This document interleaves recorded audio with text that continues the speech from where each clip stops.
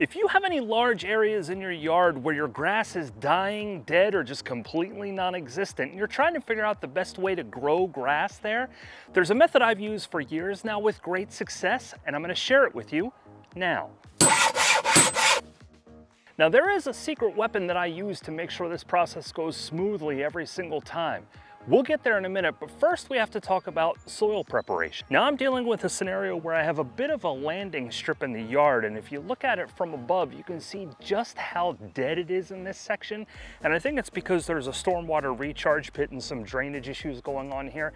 As you get a little bit closer, you can see that it's somewhat green on either side. We're in some drought conditions right now, but it is definitely really dead with little green spots in between. I'm gonna do something a little bit unique that I don't normally do just because of the drainage issue that I think I have going on underneath the surface here.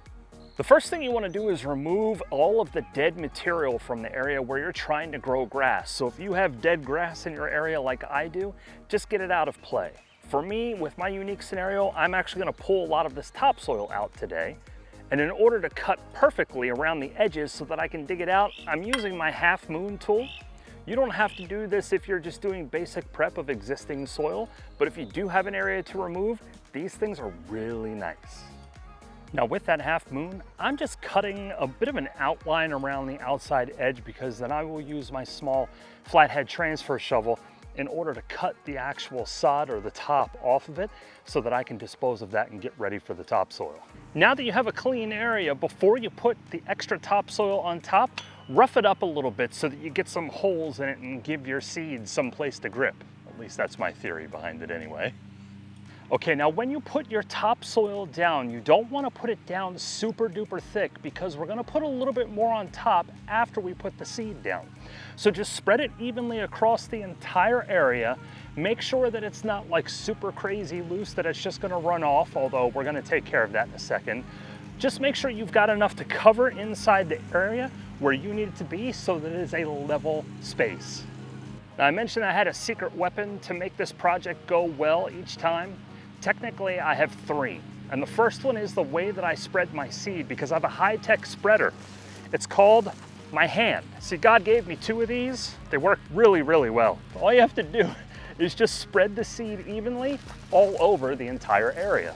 Secret weapon number two is another layer of topsoil on top of your seed. And I know this may sound crazy, but I've had great success with this in helping the seed hold ground quickly and last longer. You don't have to go super thick. I actually prefer to go super thin. I'm really low on topsoil, so this layer is going to be really thin for me. The true secret weapon in this project is the Germination Blanket. These germination blankets serve multiple purposes when you have large areas and you're trying to grow grass. First, it helps with erosion control.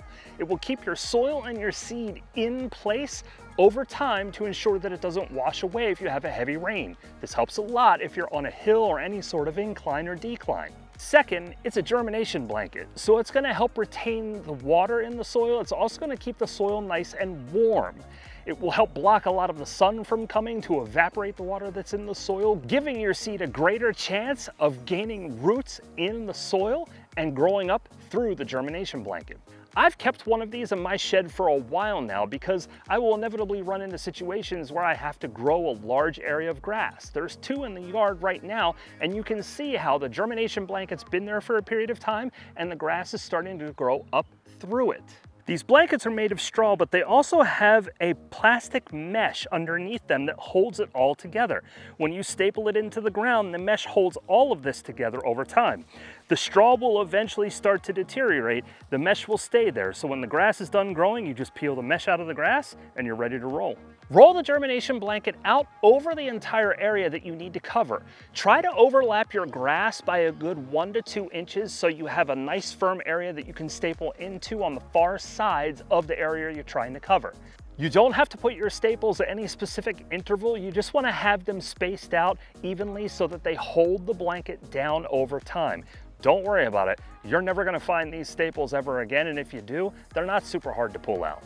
With the blanket in place, you just need to make sure that you water this once a day. You don't need to water an insane amount, just enough to keep the soil moist so the seed can start to sprout.